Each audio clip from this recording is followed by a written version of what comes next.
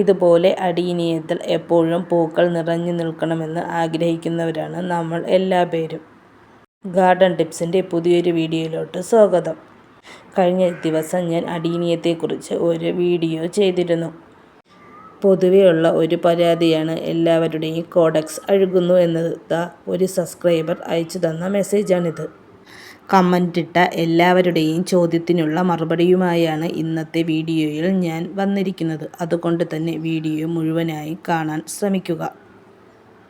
എൻ്റെ അടീനിയവും ചെറുതായി ഞെങ്ങുന്നുണ്ട്. ഇത് കാണുമ്പോഴേ നിങ്ങൾക്ക് മനസ്സിലാകും അത് എന്തുകൊണ്ടാണ് ഇങ്ങനെ സംഭവിക്കുന്നതെന്ന് നമുക്ക് നോക്കാം. ഈ ചെടി ഞാൻ നേരത്തെ പ്രൂണിങ് ചെയ്തിരുന്നു.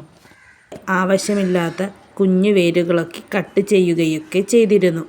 ആ സ്ഥലങ്ങളിലാണ് ഞാൻ ഇവിടെ സാഫ് പുരട്ടിയിരിക്കുന്നത്. അതിനുശേഷം ആ പോട്ടിൽ തന്നെ ഞാൻ പോട്ടി മിക്സൊക്കെ ഇട്ട് വീണ്ടും നട്ടു.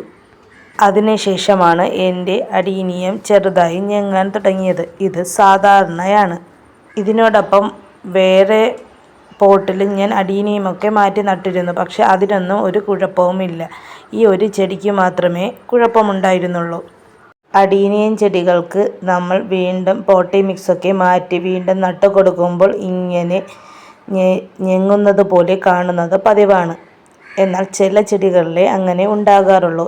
ഞാൻ ഇതിനോടൊപ്പം മറ്റു ചെടികളും മാറ്റിയിരുന്നു. എന്നാൽ അതിനൊന്നും ഒരു പ്രശ്നവുമില്ല. കണ്ടില്ലേ, ഈ ചെടിയൊക്കെ നന്നായി നിൽക്കുന്നുണ്ട്.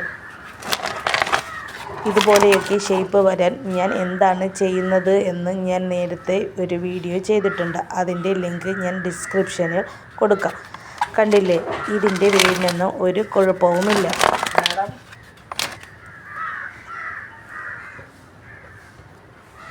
അടീനിയത്തിന് സാധാരണ ഉണ്ടാകുന്ന മറ്റൊരു രോഗമാണ് ചീയൽ. അടീനിയത്തെക്കുറിച്ച് പറയുമ്പോൾ നമ്മൾ മെയിനായും ശ്രദ്ധിക്കേണ്ട ഒരു കാര്യമെന്ന് പറയുന്നത് വാട്ടറിങ് ആണ്. വെള്ളം കൊടുക്കുമ്പോൾ കുറച്ച് മാത്രം കൊടുക്കുക. അടീനിയം ചീയുന്നതിൻ്റെ മെയിൻ കാരണമെന്ന് പറയുന്നത് വെള്ളം അമിതമാകുന്നത് തന്നെയാണ്. കുറച്ച് വെള്ളവും നല്ല വെയിലും കിട്ടിയാൽ ഇത് വളം കുറഞ്ഞാലും പൂക്കും. 6 മുതൽ 8 മണിക്കൂർ വരെയെങ്കിലും നന്നായി വെയിൽ കൊള്ളുന്ന സ്ഥലത്ത് വയ്ക്കാൻ ശ്രദ്ധിക്കുക. അടീനിയത്തിൻ്റെ കോഡെക്സ് ഞെങ്ങുകയാണെങ്കിൽ നമ്മൾ ചെയ്യേണ്ടത് വെള്ളം കുറച്ച് ദിവസത്തേക്ക് കൊടുക്കാതിരിക്കുക. കുറച്ച് ദിവസം നമ്മൾ വെള്ളം കൊടുക്കാതിരിക്കുമ്പോൾ അത് പഴയ സ്ഥിതിയിലോട്ട് വരുന്നതായി കാണാം. ഞാൻ അങ്ങനെ ചെയ്തതിന് ശേഷമാണ് എൻ്റെ ഒരു പ്ലാന്റ് നന്നായി വരാൻ തുടങ്ങിയത്. നമ്മുടെ ചാനൽ സ്ഥിരം കാണുന്നവർക്കറിയാം, നേരത്തെ എൻ്റെ ഒരു ചെറിയ അടീനിയം ചീഞ്ഞ് പോയിട്ടുണ്ടായിരുന്നു.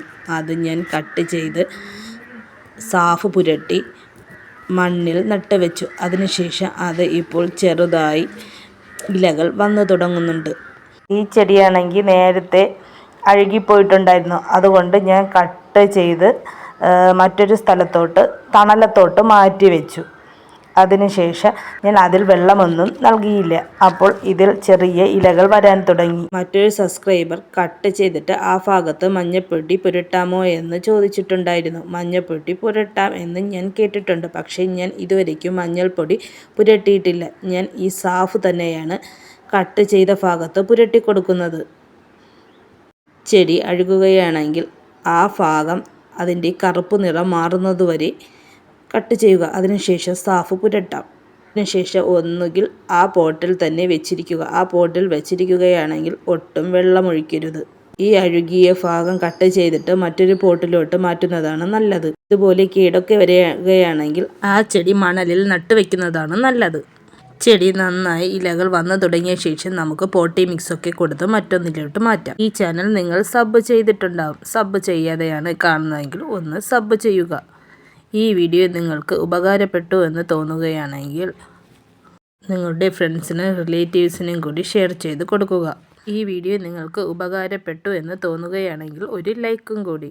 നിങ്ങളുടെ അടീനിയം ഇതുപോലെ റീപോട്ട് ചെയ്തതിന് ശേഷം ഞെങ്ങാറുണ്ടോ ഒന്ന് കമൻറ്റായി രേഖപ്പെടുത്തുക. ഇനി മറ്റൊരു വീഡിയോയുമായി കാണാം. Thank you.